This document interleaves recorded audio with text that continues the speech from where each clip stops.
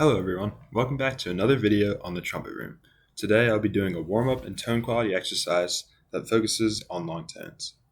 One thing I really struggled with on the trumpet was finding a consistent tone throughout all of my playing.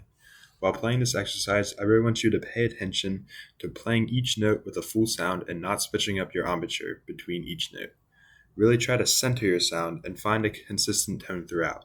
Let me know if this video was helpful in the comments. I hope you enjoy and have a great day.